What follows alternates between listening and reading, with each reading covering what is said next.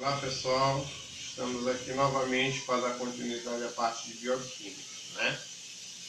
Basicamente a gente vai falar agora sobre os ácidos nucleicos, tá? Esse termo ácido nucleico, essa substância quando ela foi descoberta pela primeira vez foi no núcleo da célula. Mas hoje se sabe que os ácidos nucleicos, eles são encontrados em todas as partes das células, na membrana, no citoplasma, e aderido à parte interna da membrana plasmática. Então toda a parte, né, celular tem ácido nucleico. Então quando a gente for pensar em ácidos nucleicos, assim como as proteínas e os polissacarídeos, formam o que a gente chama de polímeros orgânicos. Então quais são as substâncias que podem ser polímeros a nível celular, ou polímeros orgânicos ou polímeros bioquímicos? Pensa em três. Polissacarídeos, que são carboidratos, proteínas e ácidos nucleicos. Esses três componentes são polímeros, são macromoléculas, são moléculas grandes, formadas de unidades menores, né? No caso do ácido nucleico, as unidades menores a gente chama de nucleotídeos, tá? Então, aminoácido compõe moléculas proteicas, glicose compõe polissacarídeos e nucleotídeos compõem os ácidos nucleicos. Só que quando você for pensar em ácido nucleico ou em nucleotídeos, o nucleotídeo, né, ele vai se unir a outro nucleotídeo que se chama de ponte de hidrogênio. Tá certo? Então como é que eu chamo as ligações que ocorrem entre os nucleotídeos? Tá? Entre as bases nitrogenadas do nucleotídeo. Ponte de hidrogênio. Ok? Só que quando você analisa o nucleotídeo, ele é composto por três componentes químicos agregados ou juntos. Tu tem um radical fosfato unido a uma ose, que é um carboidrato, né? E essa ose é unida a uma base nitrogenada. Então, quando você for pensar em nucleotídeos, é constituído por quantos componentes químicos? Três. Radical fosfato, ose e base nitrogenada. Como é que o nucleotídeo se une a outro nucleotídeo na formação dos ácidos nucleicos? Por ponte de hidrogênio. Tá bom? E quando a gente for pensar em ácidos nucleicos, só existe dois tipos de ácidos nucleicos, né? Tu tem o DNA e tu tem o RNA. Certo? Com relação ao DNA, que é o ácido desoxirribonucleico, e o RNA, que é o ácido ribonucleico, existem algumas semelhanças entre eles, existem algumas diferenças básicas, que a gente tem que atentar para isso a nível de prova. Por exemplo, quando você for pensar no radical fosfato, né, que é derivado do ácido fosfórico, ele vai ser o mesmo, tanto para o DNA quanto para o RNA. Isso aqui, radical fosfato é este. É aquele chamado de HPO4-, que é derivado do ácido fosfórico. Tá certo? Então, o radical fosfato do nucleotídeo do DNA e do nucleotídeo do RNA é o mesmo. Então, isso é uma semelhança de DNA e RNA. Radical fosfato é o mesmo. Tá? Aí tu analisa a ose. Tá certo? Quando a gente for pensar na ose do DNA, lembrando que os carboidratos que formam os ácidos nucleicos são as pentoses. Tem quantos carbonos? 5 carbonos. Então tu tem a pentose do DNA, que é a desoxirribose, e tu tem a pentose do RNA, que é a ribose. Tá? Então, se no DNA é a desoxirribose e no RNA é a ribose, isso são diferenças entre eles. Apesar que esses dois carboidratos apresentam 5 carbonos que pertencem à mesma categoria de monossacarídeos, que são as pentoses. Tá bom? Então, o radical fosfato é o mesmo, não é diferença, é semelhança. Aí as oses são diferentes de acordo com o ácido nucleico. Se for o DNA, desoxirribose. Se for o RNA, é a ribose. Quer dizer que a ribose é um isômero da desoxirribose. Então, isso aí é uma, né, diferença entre eles. Já quando você for pensar, né, nas bases nitrogenadas, a gente tem que atentar para o seguinte. As bases nitrogenadas dos ácidos nucleicos, elas se subdividem em dois grupos. Um grupo que a gente chama de bases púricas ou purinas, e o segundo grupo que a gente chama de bases pirimídicas ou pirimidinas. Então, uma base púrica vai se ligar a uma base pirimídica, por ponte de hidrogênio. Tá? Quando você for pensar nas bases púricas, ou nas purinas, tanto no DNA quanto no RNA, elas são as mesmas, que é representada por duas bases. Uma a gente chama de adenina, e a outra a gente chama de guanina. Então, qual é a base púrica do DNA? Adenina, guanina. Qual a base púrica do RNA? Adenina, guanina. Então, isso aí é uma semelhança entre os dois tipos de ácidos nucleicos. A adenina é representada pela letra A, né? Guanina é representada pela letra G. Então, adenina e guanina são bases púricas ou bases pirimídicas? Bases púricas, chamadas de purinas, né?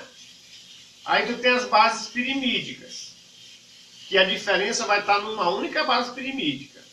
Por exemplo, no DNA, tu tem timina e citosina. Tá? Por exemplo, no DNA, a adenina vai se ligar com a timina, uma base púrica vai se ligar a uma base pirimídica, e a guanina vai se ligar à citosina. Tá? Então, atente para isso. Então, bases pirimídicas do DNA. Aí tu pensa, timina e citosina. Tá certo? Já no RNA, as bases pirimídicas, ela tem uma diferença. Por exemplo, tem uma tal de uracila e a outra é citosina.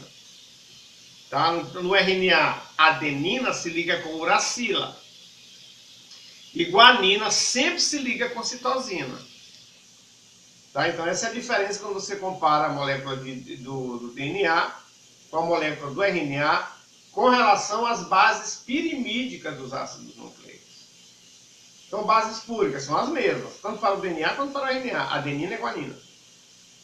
Já quando você for pensar nas bases pirimídicas, no DNA, a adenina se liga com timina e a guanina se liga com citosina, numa proporção de 1 para 1, em 100% de bases. Já no RNA, a adenina se liga com a uracila e a guanina com citosina, sempre nessa proporção de 1 para 1 em 100% de bases. Tá certo? Então, no DNA, A com T, G com C. No RNA, A com U, G com C. Numa proporção de 1 para 1 em 100% de bases. Tá? Então, a gente tem que atentar para isso. Tá? Quando a gente for pensar, por exemplo, no processo de formação do DNA, né, você tem que analisar o seguinte: quando se fala, Luzan, em que período do ciclo celular ocorre a formação dos ácidos nucleicos? Tu pensa naquele período onde a célula não está se dividindo, que a gente chama de intérfase ou interfase, como queira. Aí é dividido em período G1, período S, período G2. Tá? Então, no período G1 e G2, está ocorrendo síntese de RNA. E no período S está ocorrendo síntese de DNA. Quer dizer que a autoduplicação do DNA, ou a replicação do DNA, ela ocorre no período S da intérfase. Então, é neste período do ciclo celular que o DNA vai se duplicar. E às vezes o aluno acha que o DNA se duplica durante a divisão celular. Não. Quando a célula entra em divisão celular, o DNA dela já tá duplicado. Ela vai se duplicar em que período do ciclo celular? Lá na intérfase, no período chamado de período S. Tá? Então, processo de formação do DNA, eu chamo de autoduplicação ou replicação. Tá? Autoduplicar quer dizer se dividir. E replicar porque o DNA forma réplicas dele mesmo. Né? Quer dizer, o DNA que é formado, ele é uma cópia exata do DNA que o formou. Tá? Por um mecanismo, né, que a gente chama de autoduplicação ou replicação.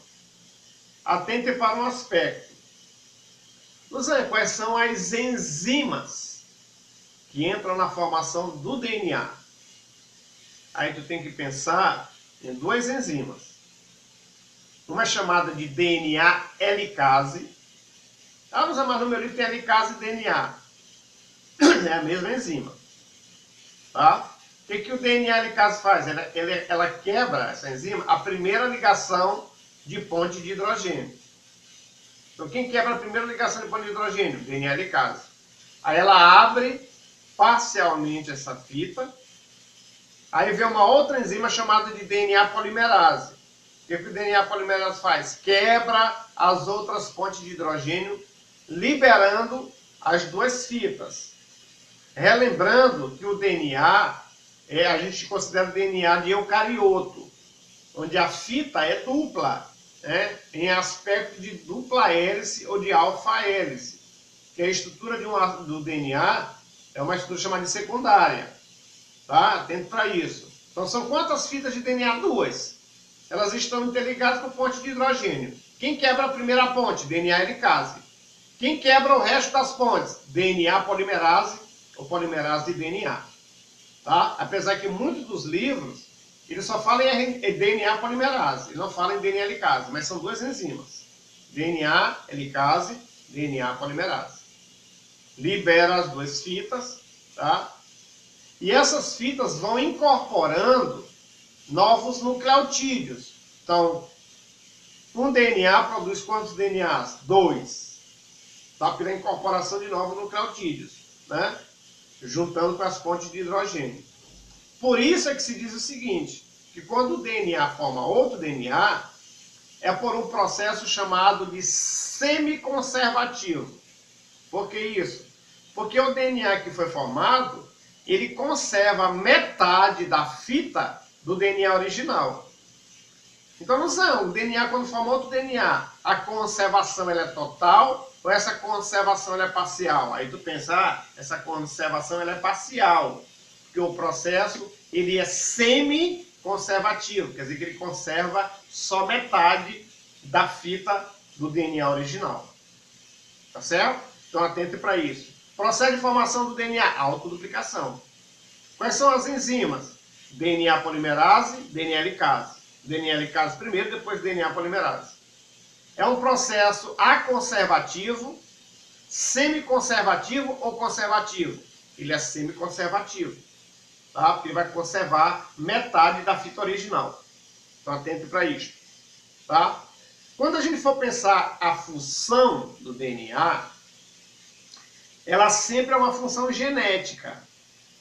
Porque o DNA ele representa o que a gente chama de código genético. O que o DNA representa bioquimicamente para a célula? Ou para as estruturas biológicas? O código genético. Tá certo? Apesar que eu posso ter seres vivos que o código genético não é o DNA, é o RNA como ocorre em certos vírus. Mas isso é exceção, não é regra. De uma bactéria até os mamíferos, o código genético é o DNA. Tá certo? Então atento para isso. E esse código genético, Luzane, está relacionado com genes. Assim, ó, a cada 3 letrinhas na fita do DNA, tu chama de códon, que vem de código. Tá? Então, códon, código. Tá? E cada códon representa um gene. Daí a gente dizer que o DNA tem função genética. Ele representa o código genético. E esse código genético, ele é um código genético universal. Por quê? Porque ele serve para todos os seres vivos. De uma bactéria até o ser humano. Tá? E ele é um código genético universal. E a gente chama também de código genético degenerado. Tá? Porque essa questão da degeneração do código genético tem a ver com o RNA, com o aminoácido que é sintetizado. Uma trinca só pode sintetizar um aminoácido, mas esse mesmo aminoácido pode ser sintetizado por mais de uma trinca. Daí a gente chama de que o código genético ele é universal e ele é um código degenerado. Tá? A gente na próxima continua falando aí de ácidos nucleicos.